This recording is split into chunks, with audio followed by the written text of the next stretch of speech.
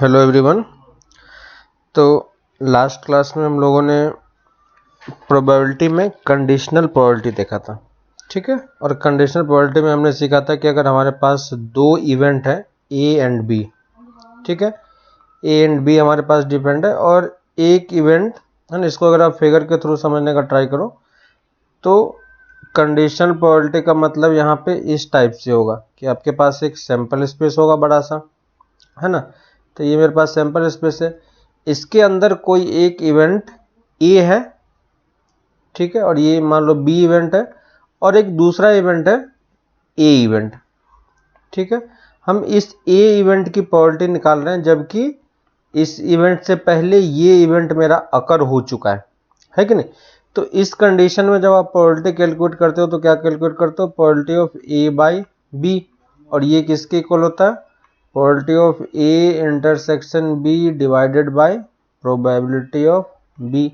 और ऐसे ही अगर आप probability of B by A calculate करने का ट्राई करो तो क्या होगा, probability of A intersection B divided by probability of A, है कि नहीं। इसी चीज को जो ये ए इंटरसेक्शन बी लिखा हुआ है सिंबल के फॉर्म में डायरेक्टली आप ए बी भी लिख सकते हो, है ना। तो ए बी का मतलब भी क्या है, ए इंटरसेक्शन बी, ठीक है। तो इंटरसेक्शन वर्ड हम लोग बार बार यूज नहीं कर रहे हैं यहाँ पे, डायरेक्टली आप उसको इस तरीके से भी लिख सकते हो, प्रोबेबिलिटी ऑफ बी। और यहाँ पे भी आप क्या लिख पाओगे, probability of A B divided by probability of A. एक चीज जो यहाँ पे ध्यान देनी है कि डिनोमिनेटर की चीज जीरो नहीं होनी चाहिए, तो हम probability of B not equal to zero कर देंगे और probability of A not equal to zero कर देंगे, ठीक है। और ये सब कुछ हम लोगों ने लास्ट क्लास में देखा था, यही हमारा क्या था, कंडीशनल प्रोबेबिलिटी था, ठीक है। इसी को हम क्या बोलते हैं, कंडीशनल प्रोबेबिलिटी। और लास्ट क्लास में क्वेश्चंस भी मैंने एक सॉल्व करके आपको दिखाया था, और एक्सरसाइज 13.1 के भी आपके पास क्वेश्चंस होंगे, है ना। तो उस चैप्टर के भी क्वेश्चन आप लोगों ने किए होंगे तो आपको पता होगा उसमें किस टाइप के क्वेश्चन मिल रहा है ना। तो कंडीशनल प्रोबेबिलिटी आई होप आप लोगों ने सारे क्वेश्चन कंप्लीट कर लिए होंगे। तो ये कंडीशनल प्रोबेबिलिटी हमारे पास लास्ट क्लास में था। इसके बाद हम लोग इसी को यूज करते हुए थोड़ा सा एक और इवेंट, एक और प्रोबेबिलिटी और एक और थ्योरम हम लोग यहाँ पे डेवलप करते हैं जिसको हम बोलते हैं मल्टीप्लिकेशन थ्योरम, ठीक है। तो इस पार्ट में हम लोग ये मल्टीप्लिकेशन थ्योरम हम लोग पढ़ेंगे कि मल्टीप्लिकेशन थ्योरम प्रोबेबिलिटी में क्या होता है। और ये थ्योरम काफ़ी फ्रिक्वेंटली यूज होता है तो हमें इसको समझना थोड़ा सा ज़्यादा इंपॉर्टेंट है, ठीक है। तो बहुत सारे क्वेश्चन में आपको मल्टीप्लिकेशन थ्योरम यूज करना पड़ेगा। तो मल्टीप्लिकेशन थ्योरम एक्चुअली में है क्या, ठीक है। तो मल्टीप्लिकेशन थ्योरम कुछ भी नहीं है, जो आप कंडीशनल प्रोबेबिलिटी पढ़ चुके हो, है ना, उसी प्रोबेबिलिटी को दूसरे तरीके से यहाँ पे हम यूज कर रहे हैं, है ना। तो जैसे हमारे पास दो इवेंट है, मान लेते हैं A and B are two events, ठीक है। और अगर मुझे कोई probability of A by B निकालने के लिए बोले, जैसा हमने अभी जस्ट ऊपर किया था, तो ये क्या हो जाएगा, probability of A B divided by probability of B, है कि नहीं। और यहाँ पे हमारे पास एक कंडीशन ऑलरेडी होता है, probability of B not equal to zero, है ना। तो ये नॉट इक्वल टू जीरो है तो हम क्रॉस मल्टीप्लाई भी कर सकते हैं यहाँ पे। और क्रॉस मल्टीप्लाई जब आप करोगे तो यहाँ पे देखो आपके पास एक इंटरेस्टिंग सा रिजल्ट निकल के आता है, probability of A intersection B, है ना। इस चीज को मैं इंटरसेक्शन के फॉर्म में लिख रहा हूँ, दोनों फॉर्म में आप यूज कर सकते हो, कोई दिक्कत नहीं है। Probability of A intersection B के फॉर्म में भी आप इसको लिख सकते हो, यहाँ पे मैं अलग अलग लिख रहा हूँ अभी।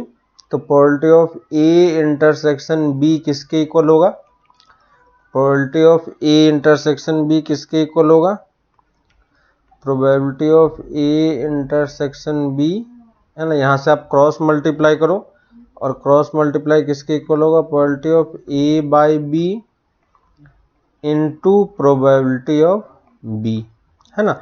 और इसी चीज को ए बी को अब मैं क्या लिख सकता हूँ, प्रोबेबिलिटी ऑफ ए बी मैं डायरेक्टली यूज कर सकता हूँ, है ना। तो अगर मैं डायरेक्टली यहाँ पे probability of A B use कर रहे हैं तो क्या होता है ना, कि क्या करेंगे यहाँ पे हमें वो चीज मैं दिखा रहा हूँ आपको। तो probability of A B directly किसके इक्वल हो जाएगा, probability of A B, probability of, इसको मैं पहले लिख रहा हूं, ठीक है, probability of B into probability of A by B, ठीक है ना। तो हमें इसी फॉर्मेट में इसको ध्यान रखना है। और आपको ये चीज भी पता है कि अगर मेरे पास probability of B by A होता तो हम क्या लिखते हैं, है ना। तो सेम ही क्वेश्चन मैं इधर भी लिख दे रहा हूं साइड में, probability of B by A होता तो हम क्या लिख पाते, probability of A intersection B divided by probability of A, है ना। यहां से अगर आप क्रॉस मल्टीप्लाई करोगे तो क्या आ जाएगा, probability of A intersection B equal to probability of B by A into probability of A, है ना। और फिर से इसी चीज को फिर से हम क्या लिख पाएंगे, probability of A B equal to probability of A into probability of B by A, है ना।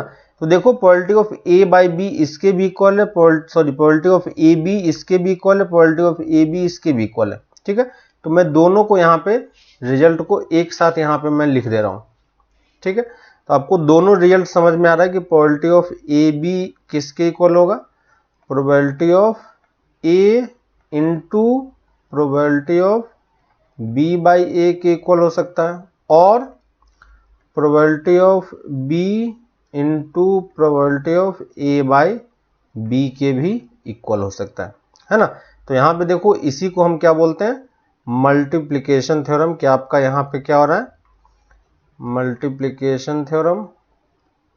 यहाँ पे आपका प्रोबेबिलिटी एक्चुअली में क्या हो रहा है, मल्टीप्लाई हो रहा है ना। यहाँ पे देखो आपका प्रोबेबिलिटी क्या हो रहा है, मल्टीप्लाई हो रहा है।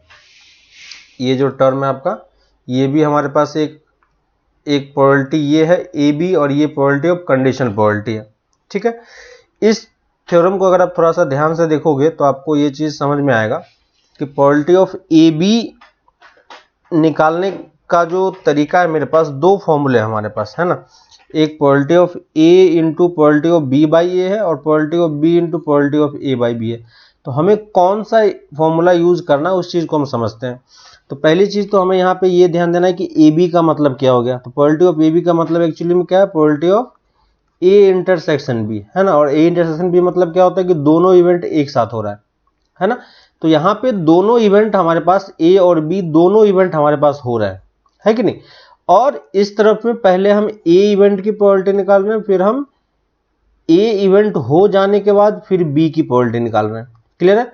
और इस वाले में पहले बी की प्रोबेबिलिटी निकाल रहे हैं, फिर ए बाई बी कैलकुलेट कर रहे हैं। तो इसका मतलब समझो ये कंडीशनल प्रोबेबिलिटी है। इसका मतलब क्या होता है कि प्रोबेबिलिटी ऑफ, याद होगा आपको पढ़ना है, इसको मैंने बताया था, probability of B when A has occurred, है कि नहीं, ए हैज अकर्ड। और इसका मतलब क्या होता है, probability of A when event B has occurred, है कि नहीं।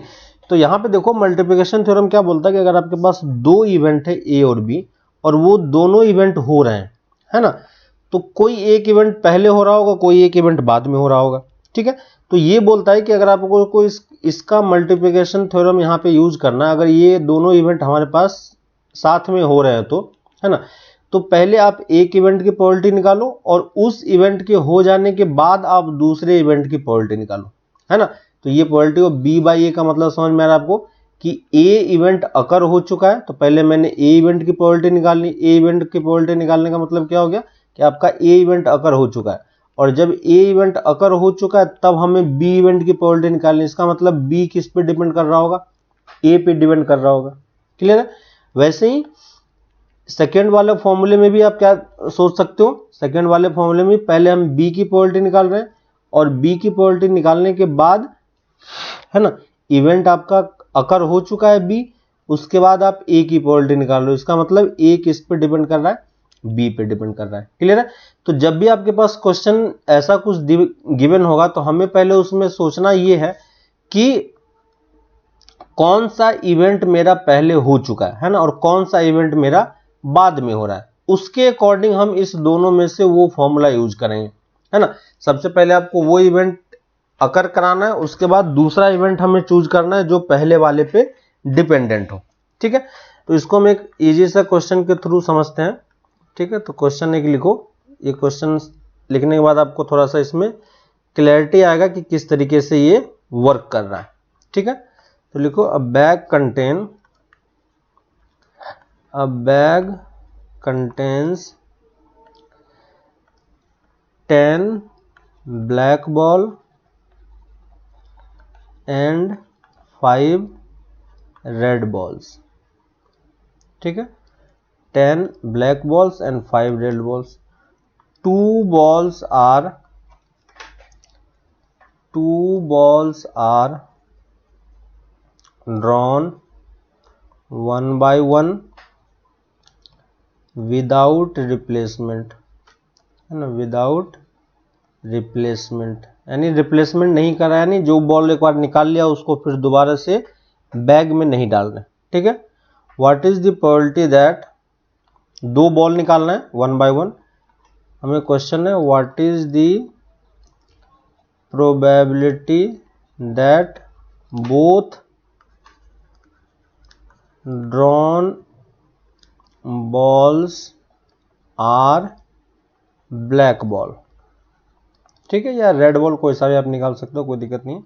तो यहाँ पे देखो, अगर आप क्वेश्चन पढ़ के समझ पा रहे हो, है ना, तो आपको ये चीज दिख रहा होगा यहाँ पे कि कितने बॉल यहाँ पे विड्रॉ हो रहे हैं, दो बॉल यहाँ से निकाले जा रहे हैं, है कि नहीं। तो यानी और वन बाय वन निकाला गया, इसका मतलब पहले एक बॉल निकाला जाएगा, फिर उसके बाद दूसरा बॉल निकाला जाएगा, है ना। तो यहाँ पे आपको ये समझ में आ रहा है कि पहले हम दो इवेंट यहाँ पे हो रहा है, कौन सा इवेंट हो रहा है, ए इवेंट, और एक दूसरा बी इवेंट। ए इवेंट क्या है, ड्रॉइंग, है ना, ऑफ फर्स्ट बॉल, जब उसने फर्स्ट बॉल निकाला, और दूसरा सेकेंड इवेंट क्या है, ड्रॉइंग ऑफ सेकेंड बॉल।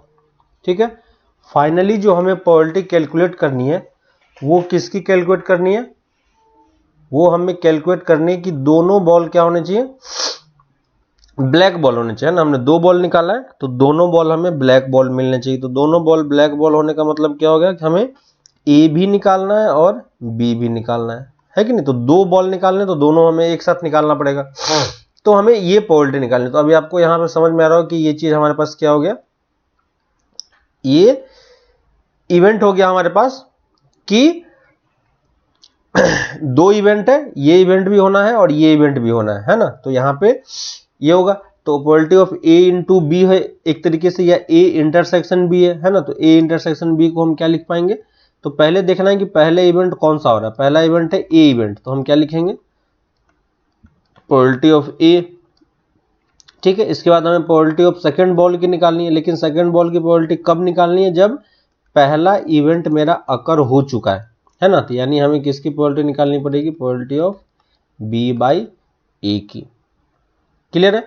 अब दोनों प्रोबेबिलिटी निकालने का ट्राई करते हैं। हमारे पास एक बैग में एक्चुअली में क्या है, ये मेरे पास बैग है, इसमें 10 ब्लैक बॉल है और 5 रेड बॉल है। तो पहले ए इवेंट क्या बोल रहा है कि ड्राइंग ऑफ फर्स्ट बॉल, और दोनों बॉल क्या होना चाहिए, ब्लैक बॉल होना चाहिए ना। तो ये भी मेरा ब्लैक बॉल होगा और ये भी मेरा ब्लैक बॉल होगा।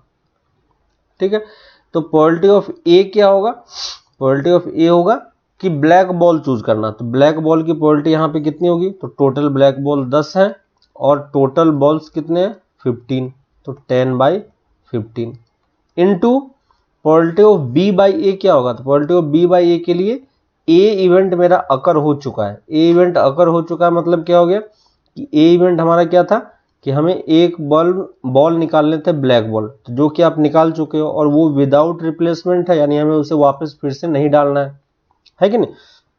तो अगर मुझे उसे वापस फिर से नहीं डालना है तो हम क्या करेंगे, है ना, अगर मुझे वापस उसे फिर से नहीं डालना है तो यानी टोटल ब्लैक बॉल अब इसमें कितने बच गए, 9 बच गए, है ना। तो सेकंड की प्रोबेबिलिटी, सेकंड भी ब्लैक बॉल होना चाहिए, तो टोटल ब्लैक बॉल अब 9 है और टोटल बॉल कितने हो गए, एक बॉल निकल चुका है, तो टोटल 14 बॉल हमारे पास हो गए। क्लियर है। तो ये मेरा क्या हो जाएगा, फाइनल आंसर हो जाएगा, है ना। तो किस तरीके से हम प्रोबेबिलिटी कैलकुलेट कर रहे हैं, आपको समझ में आ रहा है, ठीक है। तो ये अगर दो इवेंट हमारे पास होते तो हम इस तरीके से कैलकुलेट कर पाते हैं, है ना। तो आपके पास दो इवेंट हो तो पहले आपको देखना है कि एक एक इवेंट को आप कंप्लीट कराते जाओ और उसके अकॉर्डिंग आप क्या करो, नेक्स्ट वाला इवेंट को डिसाइड करते जाओ, ठीक है। तो अगर आपके पास दो इवेंट है तो प्रोबेबिलिटी ऑफ ए बी हम क्या लिखेंगे, probability of A into probability of B by A, ठीक है। अगर मेरे पास तीन इवेंट होता ए बी सी तो हम क्या लिखते, पहले हम फर्स्ट इवेंट को कराते, उसके बाद हम जब सेकेंड इवेंट को कराने जाते तो पहला इवेंट क्या हो चुका होता, खत्म हो चुका होता, है ना। इनटू अब हम तीसरे इवेंट की प्रोबेबिलिटी निकालेंगे तो तीसरे इवेंट होने से पहले कौन कौन सा इवेंट हो चुका होगा, ए भी हो चुका होगा और बी भी हो चुका होगा, है ना। तो इसको हम ए बाई बी लिख रहे हैं। यहाँ पे ये क्या है, सिंबल इंटरसेक्शन का, है ना। तो इंटरसेक्शन के लिए हम डायरेक्टली इस तरीके से यूज कर रहे हैं। क्लियर है, इजी भी है समझना, है ना। ऐसे ही अगर आपके पास मान लो चार इवेंट होते तो चार इवेंट के लिए भी इसी तरीके से आप सीरीज आगे कंटिन्यू कर सकते थे, है ना। तो आपको एग्जाम्पल में कुछ कुछ क्वेश्चंस आपको दिए हुए हैं, ठीक है। तो उन सारे क्वेश्चंस को आप लोग करना, है ना। तीन इवेंट एक साथ होने का भी प्रोबेबिलिटी को कैलकुलेट करने के लिए बोला है, तो वो सब चीजें आप इजीली समझ पाओगे, ठीक है। एक और टर्म यहां पे होता है जिसे हम बोलते हैं इंडिपेंडेंट इवेंट, ठीक है। तो देखो डिपेंडेंट और इंडिपेंडेंट इवेंट की बात अगर हो रही है तो उसका क्या मतलब है। तो इंडिपेंडेंट इवेंट का मतलब क्या है कि जैसे हम कंडीशनल प्रोबेबिलिटी हम लोगों ने कैलकुलेट किया था, तो कंडीशनल प्रोबेबिलिटी क्या होता है, probability of A by B. इसका मतलब क्या हो गया कि ये ए इवेंट एक्चुअली में किसका वेट करेगा, बी इवेंट के होने का वेट करेगा। जब तक बी इवेंट कंप्लीट नहीं होगा तब तक ये ए इवेंट नहीं हो पाएगा, ठीक है। अब ए और बी इवेंट इस तरीके से भी हो सकते हैं जहां पे एक दूसरे को होने या ना होने का कोई फर्क नहीं पड़ता है ना। यहाँ पे हमें इस तरीके से ए और बी इवेंट दिया हुआ है कि दोनों इवेंट क्या है, इंडिपेंडेंट है। इवेंट इंडिपेंडेंट होने का मतलब क्या हो गया कि एक इवेंट के अकर होने या ना होने से इस इवेंट को कोई फर्क नहीं पड़ना चाहिए, है ना। अभी ये क्या है, ये इस पे डिपेंडेंट है, तो जब ये डिपेंडेंट होगा तो इसका फॉर्मूला हम क्या लिखेंगे, probability of A intersection B divided by probability of B, है कि नहीं। लेकिन अगर probability of A intersection B में ए और बी अगर इंडिपेंडेंट हो, ठीक है, if A and B are independent, ठीक है। इंडिपेंडेंट मतलब क्या हो गया कि कोई एक दूसरे पे डिपेंड नहीं कर रहा है। तो कोई अगर डिपेंड नहीं कर रहा है तो probability of A by B किसके इक्वल होगा, सिंपली किसके इक्वल होगा, प्रोबेबिलिटी ऑफ ए की इक्वल होगा, क्योंकि हम प्रोबेबिलिटी निकाल किसकी रहे हैं, ए की ही प्रोबेबिलिटी निकालना है ना। अभी भी हमारा काम क्या है, ए की प्रोबेबिलिटी ही निकालना है, और ये इस पे डिपेंड ही नहीं कर रहा है, यानी बी के होने या ना होने से इसको कोई फर्क नहीं पड़ रहा है। तो ये कंप्लीट प्रोबेबिलिटी किसकी इक्वल होगी, प्रोबेबिलिटी ऑफ ए की इक्वल होगी, है ना। तो अगर डिपेंड नहीं करेगा तो ये कंडीशन होगा। वैसे ही probability of B by A क्या क्या लिखेंगे हम, प्रोबेबिलिटी ऑफ बी लिखेंगे डायरेक्टली, है कि नहीं। क्यों, क्योंकि ए और बी आपस में डिपेंडेंट नहीं है, तो यहाँ पे कंडीशनल प्रोबेबिलिटी का कोई मतलब नहीं बनता है ना।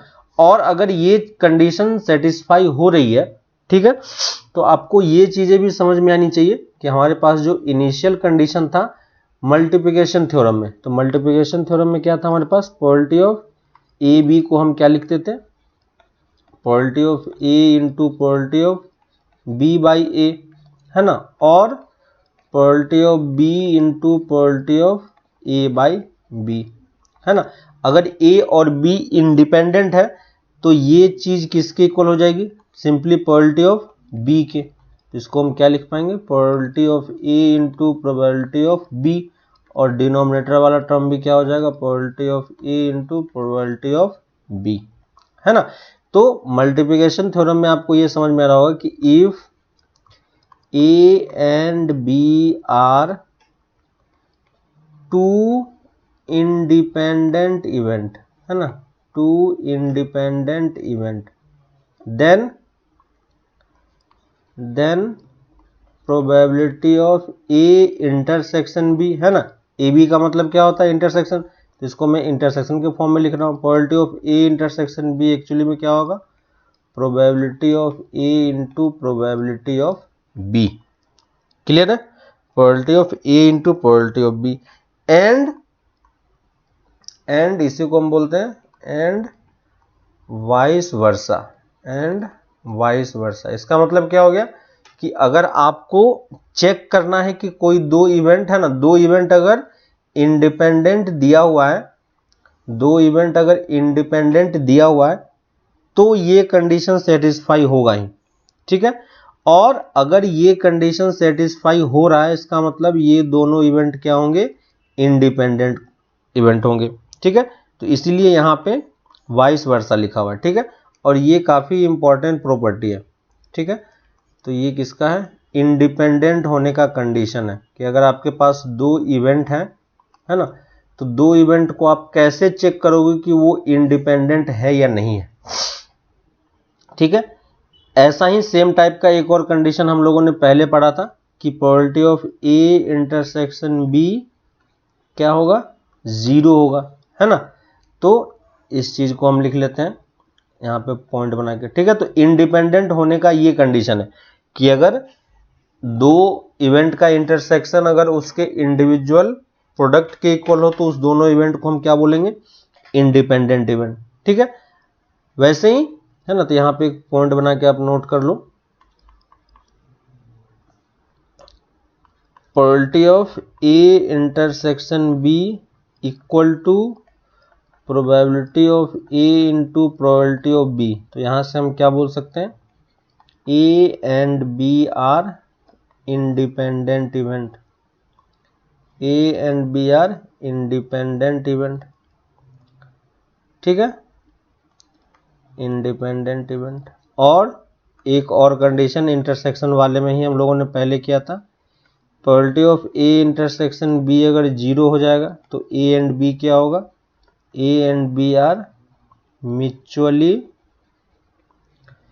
एक्सक्लूसिव इवेंट, है ना, म्यूचुअली एक्सक्लूसिव इवेंट। और इसी को हम क्या बोलते थे, डिसजॉइंट इवेंट, ठीक है, डिसजॉइंट इवेंट।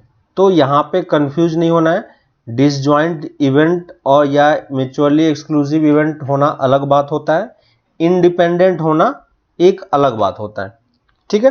तो दोनों को मिक्स नहीं करना है, दोनों का डिफरेंट मीनिंग है, ठीक है। तो इंडिपेंडेंट होने के लिए या डिपेंडेंट होने के लिए आपके पास सिर्फ एक ही कंडीशन है, क्लियर है ना। कोई इवेंट इंडिपेंडेंट है या नहीं है उसको चेक करने के लिए आपके पास बस यही एक कंडीशन है ना, यही एक कंडीशन है। तो इसी कंडीशन को आपको चेक करना है इंडिपेंडेंसी के लिए। अगर इसी में एक और पॉइंट ऐड कर लो, सेम वही यही चीज है, अगर probability of A intersection B not equal to probability of A into probability of B, तो हम क्या बोलेंगे, this implies A and B are dependent event, ठीक है, A and B are dependent event, clear है। तो ये कंडीशन है। ऐसे ही अगर मेरे पास तीन इवेंट होते, probability of A intersection B intersection C, तो हम क्या बोल पाते, probability of A into probability of B into probability of C. तो यहां से हम क्या बोल पाएंगे, A and B and C are independent, ठीक है, A and B and C are independent, clear है। तो इस तरीके से हमें देखना है कि कैसे इवेंट डिपेंडेंट और इंडिपेंडेंट की तरह वर्क कर रहा है ना। इसी में एक दो पॉइंट और हैं, उस चीज को हम लोग नोट डाउन कर लेते हैं, या उससे पहले हम लोग एक एग्जांपल कर लेते हैं, तो एग्जांपल के थ्रू आपको समझने में आसानी होगी, ठीक है। तो जैसे मान लो कि हमें एक क्वेश्चन दिया हुआ है, क्वेश्चन लिख लो। क्वेश्चन है मेरे पास, 2 कॉइन्स ऑन थ्रो, 2 कॉइन्स, है ना। अगर मेरे पास मान लो कॉइन्स है और उस कॉइन्स को हम थ्रो कर रहे हैं, ठीक है, हम दो कॉइन्स को थ्रो कर रहे हैं। तो जैसे 2 कॉइन्स आर थ्रोन, ठीक है, बोल रहा है ना। अब कॉइन्स थ्रो होगा तो सैंपल स्पेस में एलिमेंट हमारे पास क्या क्या होंगे, 4 एलिमेंट होंगे, head head, tail tail, head tail और टेल हेड, है ना। इस तरीके से हमारे पास एलिमेंट है। अगर कोई हमें प्रोबेबिलिटी ऑफ हेड हेड निकालने के लिए बोलता है तो क्या होगी प्रोबेबिलिटी, 1/4, क्योंकि हेड एक ही है, हेड हेड एक ही है और सैंपल स्पेस में 4 एलिमेंट है। वैसे अगर कोई हमसे टेल हेड निकालने के लिए बोलता है तो भी हम क्या बोल सकते हैं, 1/4 बोल सकते हैं, है ना। इसी इवेंट को आप देखो कि यहाँ पे हेड हेड 2 इवेंट एक साथ हो रहा है कि नहीं। तो इसी चीज को हम इस तरीके से भी लिख सकते हैं कि नहीं, या चेक कर सकते हैं कि नहीं, प्रोबेबिलिटी ऑफ हेड हेड, है ना। अगर इसको हम ए मान ले, इसको हम बी मान ले, तो ये एक्चुअली में किसके क्या अलग अलग, अगर इसको ब्रेक करेंगे तो ये क्या होगा, probability of head into probability of head. Probability of head head हम ऑलरेडी निकाल चुके हैं, कितना होता है 1/4। प्रोबेबिलिटी ऑफ हेड कितना आता है, हेड मतलब एक ही कॉइन थ्रो किया होगा तो 1/2 और 1/2। तो देखो ये दोनों चीजें क्या है, सेम आ रही है। इसका मतलब हेड हेड की प्रोबेबिलिटी अगर आप कैलकुलेट कर रहे हो तो एक्चुअली में आप इंडिविजुअल यानी एक एक कॉइन को आप थ्रो करके निकालो और उसको मल्टीप्लाई करते जाओ तो भी आपका आंसर सेम होगा, है कि नहीं। सेम इसी तरीके से आप 3 कॉइन के लिए भी देख सकते हो कि अगर हेड टेल हेड की प्रोबेबिलिटी निकालनी है ना, हेड टेल हेड की प्रोबेबिलिटी निकालनी हो तो हमें 3 कॉइन का सैंपल स्पेस लिखने की जरूरत नहीं है। आप क्या कर सकते हो, probability of head into probability of tail into probability of head अलग अलग कर सकते हो। और प्रोबेबिलिटी ऑफ हेड कितना होता है 1/2, probability of tail 1/2, probability of tail head 1/2। Final answer कितना हो जाएगा 1/8, ठीक है। तो ये चीजें अगर आपको समझ में आ रही है तो डायरेक्टली आप इसकी प्रोबेबिलिटी एक साथ लिख सकते हो, है ना। लेकिन उसके पहले आपको चेक करना पड़ेगा कि वो इवेंट हमारा इंडिपेंडेंट है या नहीं है, ठीक है। इंडिपेंडेंट नहीं होगा तो हम इस तरीके से अलग अलग ब्रेक करके नहीं लिख पाएंगे, ठीक है। तो आपको बुक में बहुत सारे क्वेश्चंस दिए हुए हैं, ठीक है। उन सारे क्वेश्चंस को आप ट्राई करोगे, इंडिपेंडेंट है या नहीं है, ठीक है। तो हमें ये चीजें समझ में आएगी कैसे हम चेक कर सकते हैं कि कोई इवेंट इंडिपेंडेंट होगा या नहीं होगा, ठीक है। क्लियर है। जैसे अगर किसी ने हमें दे दिया, ठीक है, एक और क्वेश्चन कर लेते हैं,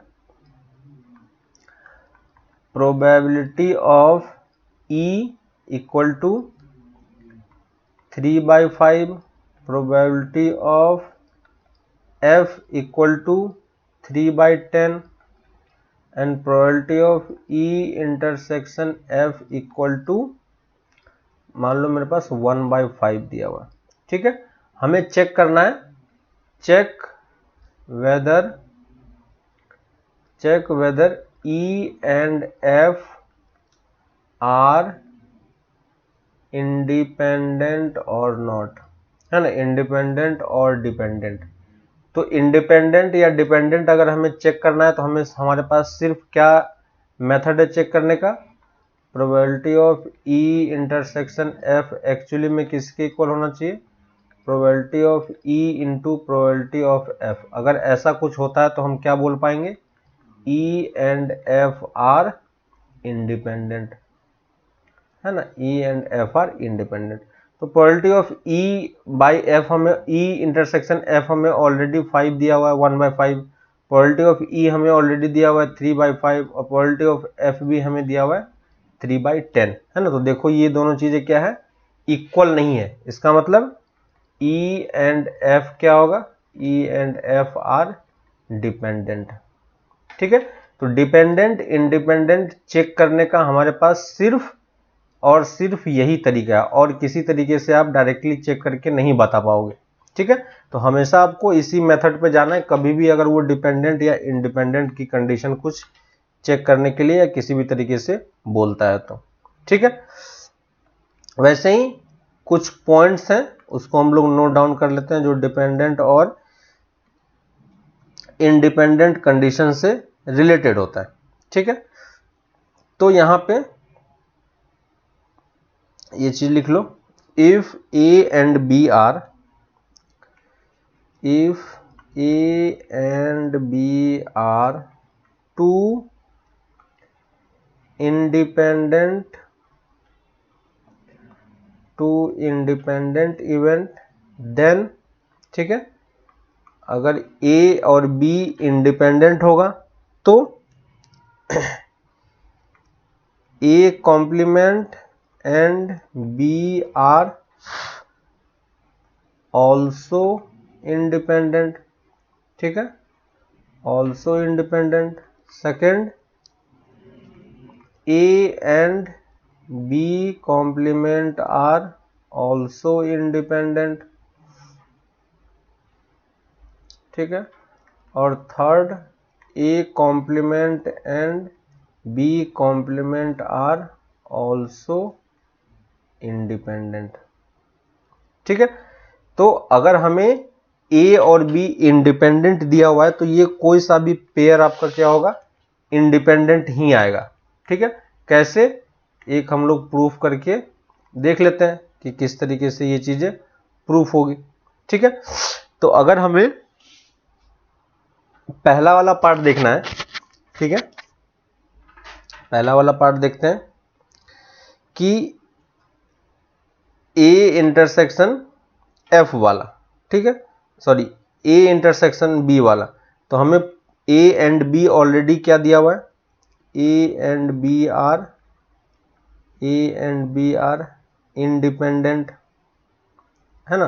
तो ए एंड बी अगर इंडिपेंडेंट है तो probability of A intersection B किसके इक्वल होगा, probability of A into probability of B के इक्वल होगा, है कि नहीं, probability of A into probability of B के इक्वल होगा। अगर मैं थर्ड वाले की बात करूं, probability of A intersection B intersection, है ना, हमें ये चीज प्रूफ करना होगा। अगर ये दोनों इंडिपेंडेंट है तो ये किसके इक्वल आना चाहिए, ये आना चाहिए probability of A dash into probability of B dash, है ना, इंडिविजुअल प्रोडक्ट के इक्वल आना चाहिए। ये हमें क्या करना है, प्रूफ करना है। तो कैसे प्रूफ करेंगे, तो लेफ्ट हैंड साइड से स्टार्ट करते हैं। देखो, probability of A intersection B intersection को हम क्या लिख पाएंगे, probability of A union B, है ना, डी मोबियस थ्योरम याद होगा आपको। और इसी चीज को हम क्या लिख सकते हैं, 1 minus probability of A union B भी लिखा जा सकता है ना। और 1 माइनस ए यूनियन बी को हम क्या लिख पाएंगे, probability of A plus probability of B minus times probability of A intersection B, है ना। और ए इंटरसेक्शन बी की जगह पर हम क्या लिख पाएंगे, probability of A into probability of B, ठीक है। तो इस चीज को मैं यहाँ पे यूज कर रहा हूँ। माइनस ब्रैकेट को अगर हम ओपन कर देंगे तो ये क्या हो जाएगा, minus times probability of B plus probability of A into probability of B. 1 minus probability of A किसके इक्वल हो जाएगा, प्रोबेबिलिटी ऑफ ए डैश के, माइनस मैंने यहाँ से कॉमन ले लिया और प्रोबेबिलिटी ऑफ बी भी मैंने कॉमन ले लिया, तो ये क्या बच गया, 1 माइनस प्रोबेबिलिटी ऑफ ए, है कि नहीं। और ये किसके इक्वल हो जाएगा, probability of A dash minus probability of B, 1 minus P A किसके इक्वल हो जाएगा, ए डैश के, है ना। यहाँ से प्रोबेबिलिटी ऑफ ए डैश हम बाहर निकाल सकते हैं, 1 माइनस प्रोबेबिलिटी ऑफ बी, और 1 माइनस प्रोबेबिलिटी ऑफ बी किसके इक्वल हो जाएगा, probability of A dash into probability of B dash, ठीक है। तो देखो ये एक्चुअली में किसके इक्वल आ गया, ये राइट हैंड साइड के इक्वल आ गया, है ना। इसी तरीके से आप बाकी सारा पार्ट भी प्रूफ कर सकते हो। तो लेकिन ये ध्यान रखना है कि अगर ए और बी इंडिपेंडेंट है तो उसका अगर कॉम्प्लीमेंट का कोई सा भी पेयर लोगे तो वो भी आपको क्या मिलेगा, इंडिपेंडेंट ही मिलेगा, ठीक है। तो इस तरीके से आप बाकी सारे क्वेश्चंस भी ट्राई कर सकते हो, आपको समझ में अब आ रहा होगा, ठीक है। तो इंडिपेंडेंट होना और म्यूचुअली एक्सक्लूसिव होना, ये दोनों चीजें क्या है, कंप्लीटली डिफरेंट चीजें, है ना। तो उसको थोड़ा सा हम लोग ध्यान करके रखेंगे, ठीक है। तो इस तरीके से आप बाकी सारे क्वेश्चंस कर सकते हो, है ना। तो इसमें एक्सरसाइज में इससे पहले जहां से आपका मल्टीप्लिकेशन थ्योरम स्टार्ट हुआ है उस थ्योरम में आपको कुछ कुछ एग्जांपल्स दिए हुए हैं बुक में, है ना। तो उन सारे एग्जांपल्स को आप एक बार ट्राई करो तो आपको थोड़ा सा बेटर आइडिया मिलेगा कि कैसे हम इंडिपेंडेंट कंडीशन को यूज करते हैं और किस तरीके से हम मल्टीप्लिकेशन थ्योरम यूज कर सकते हैं। ठीक है, तो यहां तक आने के बाद आप एक्सरसाइज 13.2 है ना, यहां तक आने के बाद आप एक्सरसाइज 13.2 को आप कंप्लीट कर सकते हो।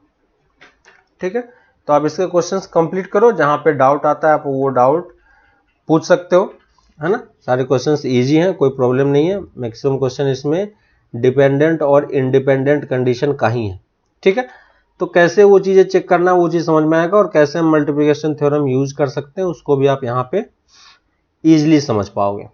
ठीक है, तो मल्टीप्लिकेशन थ्योरम आपको समझ में आ गया, तो हम इसी को यूज करके नेक्स्ट जो है वो है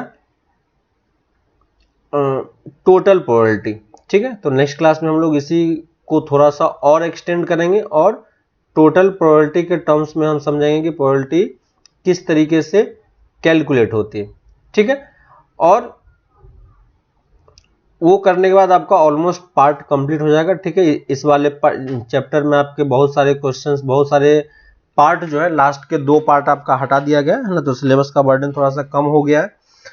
तो हमें कम पार्ट ही करना है, पूरा सारे एक्सरसाइज नहीं करना है, लेकिन स्टार्टिंग के सारे एक्सरसाइज हमें कंप्लीट करने हैं। तो वो सारे एक्सरसाइज कंप्लीट होगा तो बाकी सारे क्वेश्चन भी इजीली कर पाओगे।